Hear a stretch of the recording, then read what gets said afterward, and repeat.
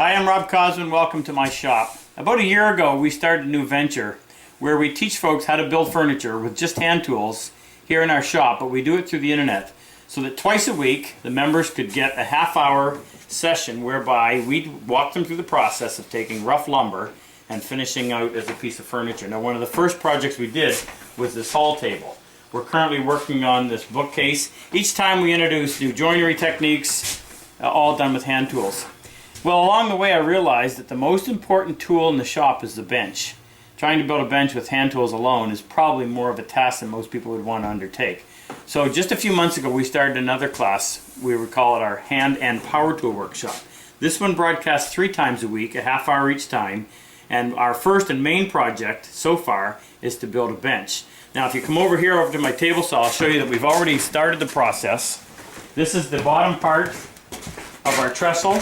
We've got double tenons, a lot of intricate joinery, but with power tools, of course, the whole process is sped up. However, we don't forget the hand tools because of their ability to give us such a great finish. Now, if you're interested in this, we invite you to come onto our site. We give you the first month free so that you can get a feel for whether or not this is something you're interested in. What we're going to do, back over here, is we're building a traditional, what I would call a Scandinavian style workbench.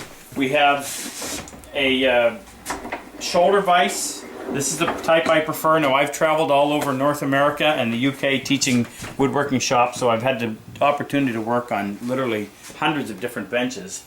And this is what I've had in my own shop for the last 25 years. I've made several of these, and this is what I think is the best if you're combining hand tools and power tools. The back end will actually have a what we call a wagon wheel vise as opposed to the traditional tail vise that I built on my very first bench. I want to show you one little thing that we've done to come up to speed in terms of where is the average person who woodworks today. Well, they're probably close to 60 years old. Bending down to cut joinery is not that convenient. It's hard on the back. And yet if you're planing, you want to have your bench fairly low so that you can lean over the plane. So what we did to make it as easy as possible to transition between the two heights is we've added an extra foot to the bottom of our bench. So by simply lifting up the bench, this piece is hinged, it falls underneath. You do one side, turn around and do the other side. You can obviously make this as tall as you want, so whether you get an extra 2 inches in height, 4 inches, whatever.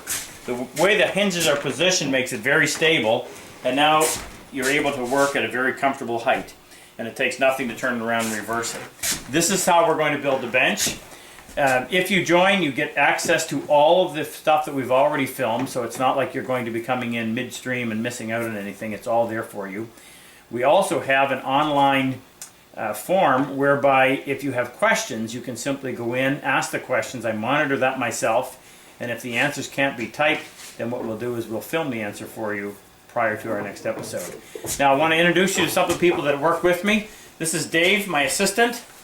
Dave is there to wear a Harley Davidson shirt each time. Where's this one from, Dave? I don't remember. Roanoke? Roanoke, Virginia. So every time I go and teach somewhere, I always bring Dave home a shirt. Dave came in accidentally. I needed some help moving some big timbers when we were getting ready to frick. In fact, if you want to show that up top, this is the stuff that we're using for the bench top. It's made out of 10-quarter maple, and the boards are really big and too hard for one person to handle. So I got Dave to come in and help me move it when we were filming that particular episode, and he started asking some questions that actually made me think, you know, there's stuff that I probably take for granted that others wouldn't.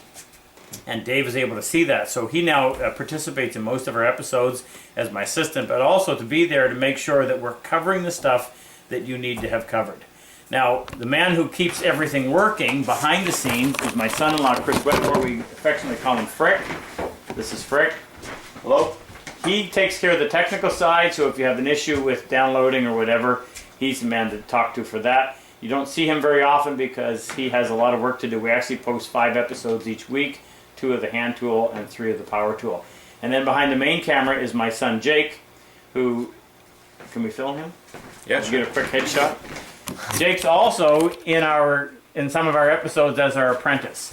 So sometimes, particularly when we're teaching a hand tool technique, I'll get Jake to come in after I've taught it the first time and get him to do it. And that allows you to see what a novice, or experience what a novice would experience doing this for the first time.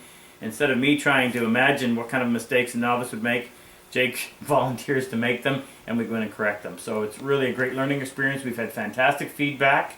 The members that we've had now for almost a year tell us to keep doing what we're doing, that it's a great learning experience. We don't hide anything. I make mistakes frequently. It's just part of the process of doing one-off furniture or one-off pieces. And of course, part of that is learning out how to fix a mistake, salvage what you've been working, and move forward. Anyway, if you're interested, robsworkshop.com. Go on.